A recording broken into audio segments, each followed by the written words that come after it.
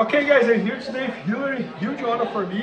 Guys, Hillary, she's a black belt and she owns a school in Portland. And I just met her here in the BJJ Festival that I taught a seminar today here in Bennington, Washington. And she also taught a seminar yesterday, yesterday over here. She's a great instructor.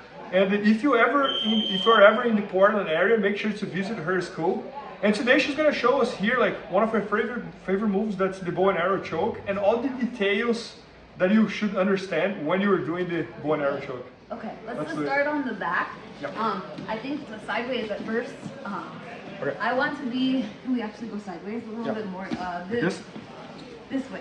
I don't want to be super close to Bernardo. If I'm he's taller than me. If I'm here, I'm not going to be able to be as mobile. So I want to have enough space between me and him. I want to pull him into my lap so that my head is a little bit higher. To get the grip, we can go this way a little bit.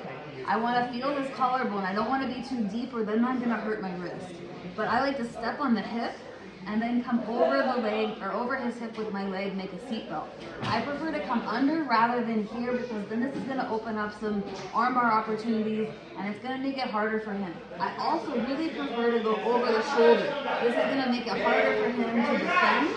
And I also cross my feet and do a little I pull my heels to my butt. I think about bringing my elbow behind his head to finish the choke, and then my preferred way to do it is to chop his head off into the choke. If that doesn't work, or if he gets his arm free, I'll sometimes even just punch into this or push his head. I'm thinking about pushing his head into the choke.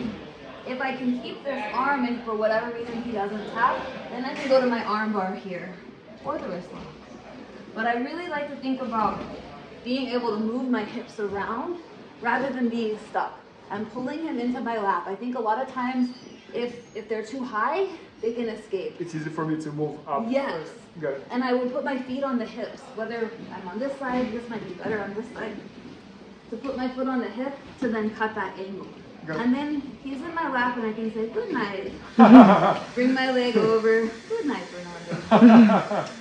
So just go back there again. So just trying to summarize here. So first thing first, you don't want to be too attached to myself. You want to create a distance. Yes. Also create that distance. It seems like I'm a little lower on the back than if I would, because if I was attached on you, I'm kind of like tall over here, right? Yeah. And if you were away from me, now I'm like lower. Okay. And I want to keep my head tight.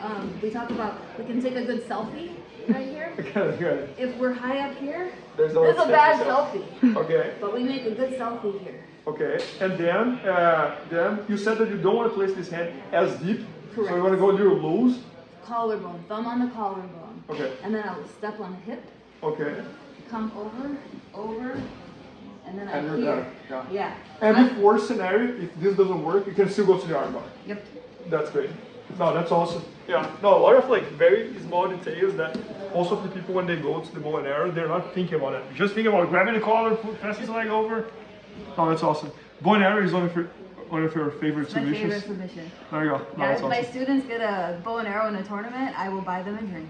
There you go. Yeah, that's awesome. A big milkshake. No, and yesterday I saw you teaching. You did a great job, and you were explaining the bow and arrow from the turtle. Yes.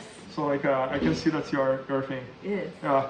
So guys, we both just started a seminar here in the BJJ Festival in Bennington, Washington. It was great. She did a great job teaching as well. And if you're ever in the Portland area, make sure to visit her school. She runs together with her husband, and she's the head coach. And it's Unicorn Jiu-Jitsu. Unicorn Jiu-Jitsu. Yeah. There you go. Yeah. No, and thanks so much. Really appreciate it. Please help me out to grow my YouTube channel. Just click subscribe. And to watch more videos, just click under see more videos. I hope you enjoyed. BJJFanatics.com. Use the promo code YouTube Faria to get 10% off any instructional video. Improve your jiu-jitsu faster.